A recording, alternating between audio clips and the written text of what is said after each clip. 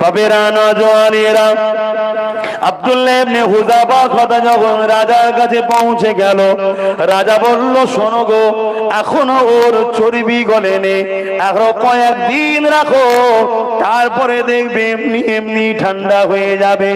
এ যুবকেরা, তরুণীরা, বাপেরা, আব্দুল্লাহ ইবনে হুযাফাকে আরো কিছুদিন রেখে দেওয়া হলো। এরপরে রাজা চেষ্টা করলো আব্দুল্লাহ ইবনে হুযাফার কাছে একটা মিশর থেকে ওই রাজ্যের সুন্দরী নারীকে তার শরীরের কাপড়কে খুলে নিয়ে আব্দুল্লাহ ইবনে হুযাফা ঘরে পৌঁছে দিয়েছে। হুজুর, আমার যুবক জন ছেলে এমন করে বসে তাসবিহ পড়তেছিল, যখনই ঘরের দরজাটা খুলেছে আব্দুল্লাহ ইবনে হুযাফা একবার নজর দিয়েছে কে আসছে।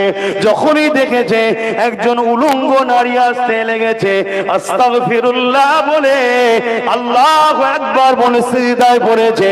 3 দিন ধরে ওই নারীটা আব্দুল্লাহ ইবনে হুযাফাকে উঠাবার চেষ্টা করেছে, কিন্তু 3 দিন পরে ওই নারীটা গিয়ে রাজাকে বলেছে, এ রাজা, তুমি কার কাছে আমাকে পাঠিয়েছিলে?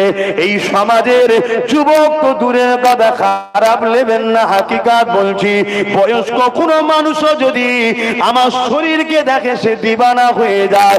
অথচ 3 দিন ধরে এই যুবকটাকে আমি চেষ্টা করলাম, সে একবার শুধু এক নজর ঘর থেকে ঢুকার সময় দেখেছিল, আর জবান থেকে বলেছিল আস্তাগফিরুল্লাহ, তারপরে বলেছিল আল্লাহু আকবার, আল্লাহ সব থেকে মহান, এই বলে যে সিজদায় পড়েছিল, ওই সিজদা থেকে 3 দিন ধরে আমি মাথা তুলাতে পারিনি।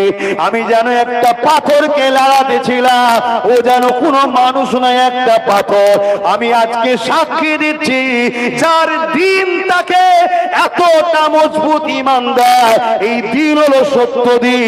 আমি আজ থেকে নিজের পাপ কর্মের জন্য তওবা করে এবং আব্দুল্লাহ ইবনে হুযাফা দিন ইসলামের মধ্যে আমি নারীও কবুল করে নিলাম। আরো জোরে বলুন সুবহান।